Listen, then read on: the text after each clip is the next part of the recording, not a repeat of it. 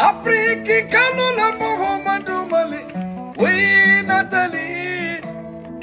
Bonjour la famille Afrique Résurrection et bienvenue dans la chronique de Nathalie.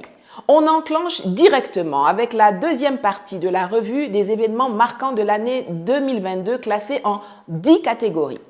Si vous avez raté la première partie, je vous mettrai un lien pour que vous puissiez aller découvrir le coup, la compétition, le verdict, le discours et les disparus de l'année.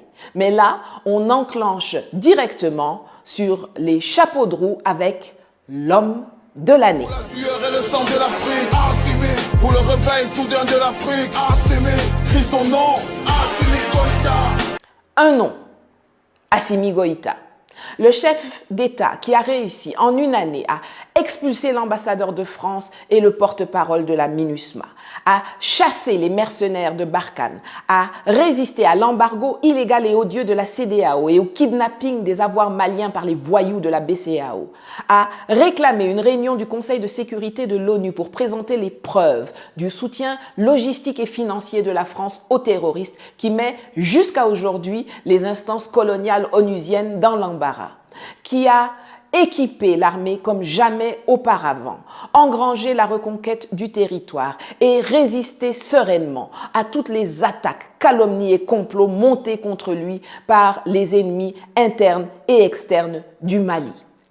Le rappeur camerounais Valsero ne s'est pas trompé en lui dédiant son dernier opus. Puissions-nous avoir des Assimi Goïta partout en Afrique en 2023. En contraste avec l'homme de l'année, voici maintenant l'enfoiré de l'année. Voilà un type qui n'a dû subir aucun embargo, qui a du pétrole, de l'or et qui a trouvé une économie se portant relativement bien lorsqu'il est arrivé au pouvoir, mais qui a réussi à transformer le trésor qu'on lui a donné en chape de plomb. Un francophile, amateur de camembert, qui passe son temps à mettre le bordel chez les autres alors qu'il a lui-même une économie qui s'écroule à vue d'œil chez lui. Un individu infiniment petit en tout, qui, pour faire plaisir au président français, a violé les textes de la CEDEAO qu'il dirigeait pour tenter de briser ses voisins maliens. Un vaurien qui est allé augmenter les dépenses de l'État de plus de 25%, comptant sur des recettes qu'il n'a même pas identifiées. Un corrompu qui s'est accoquiné avec la Côte d'Ivoire de l'autre pied nickelé de l'économie Alassane Dramane Ouattara pour faire une OPEP du cacao, semblant ignorer que le pétrole est un produit stratégique alors que le cacao est une denrée périssable non essentielle. Pour soi-disant obtenir un revenu décent pour les paysans, mais dont l'argent, une fois perçu, est détourné à l'usage de l'État et rien ne va aux cultivateurs. Un incapable dont la gestion calamiteuse a fait s'effondrer le Sidi et mis le Ghana en défaut de paiement. Un enfoiré qui va raconter aux États-Unis que les Burkinabés ont donné une mine d'or à Wagner sans dire lui-même où passe l'or du Ghana. J'ai nommé Nana Akufo-Addo, président du Ghana, qui a jeté l'opprobre et fait chuter le pays de Kwame Nkrumah et Jerry Rawlings. Oh, honte! L'interdiction de l'année. Pour la première fois de l'histoire, un pays qui se prétend la patrie des droits de l'homme a interdit d'entrée et de séjour sur son territoire une femme dont les deux crimes sont d'être noire et d'avoir une opinion. Votre abeille préférée, Nathalie Yamp. C'est quand même marrant de vouloir interdire l'entrée en France à quelqu'un qui passe ses messages à travers des vidéos et des articles sur Internet. Genre, les vidéos, les WhatsApp, les télégrammes, les articles ne vont plus circuler et vont s'arrêter à la frontière. Je voudrais quand même remercier Emmanuel Macron et tous ceux qui ont été impliqués dans la prise de cette décision spectaculaire et tellement parlante, car ils ont non seulement montré à quel point le combat que je mène les effraie et les déstabilise, mais ils ont également fait ma pub dans le monde entier. J'ai reçu des appels de chefs d'État, de ministres, de médias, de toute la planète, tous plus sidérés et amusés les uns que les autres par cet aveu de faiblesse de l'État français.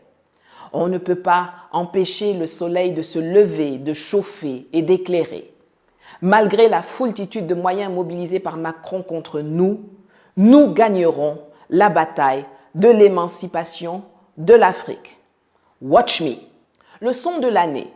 On le doit aux Sénégalais qui ont organisé à 2 reprises, en juin et en décembre, un concert de casseroles pour signifier leur refus d'un 3e mandat à Macky Sall d'une part et dénoncer les malversations financières du régime relevées dans le rapport de la Cour des comptes d'autre part.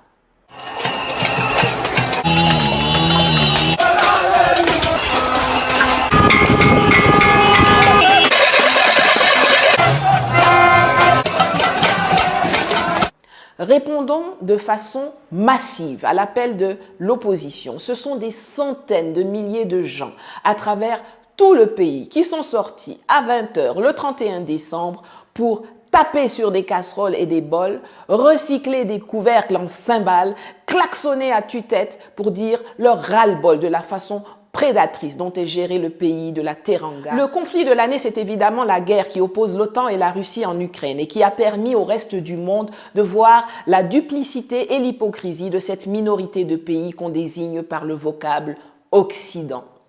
L'opération militaire spéciale déclenchée le 24 février par Vladimir Poutine en réaction au non-respect des accords de Minsk par les autres parties prenantes et aux agressions répétées des Américains et des Européens via leur proxy ukrainien Zelensky contre le peuple et des intérêts russes a eu des effets bénéfiques pour toute la planète. Un coup, on ne nous a plus parlé du vilain virus qui avait permis aux gouvernants du monde entier de violer les lois et les droits des citoyens au calme pendant 2 ans. Poutine mériterait d'ailleurs le prix Nobel de médecine pour cela. La guerre en Ukraine a également enclenché une reconfiguration géopolitique et économique du monde et sonne le glas de l'hégémonie du dollar dans le commerce mondial. Le G20 est devenu aussi obsolète qu'un vieux taco usé et les BRICS sont devenus the place to be. La désoccidentalisation du monde est en cours de téléchargement et c'est très bien comme ça. C'est tout pour aujourd'hui. À bientôt pour une nouvelle chronique de Nathalie sur AR. Au revoir.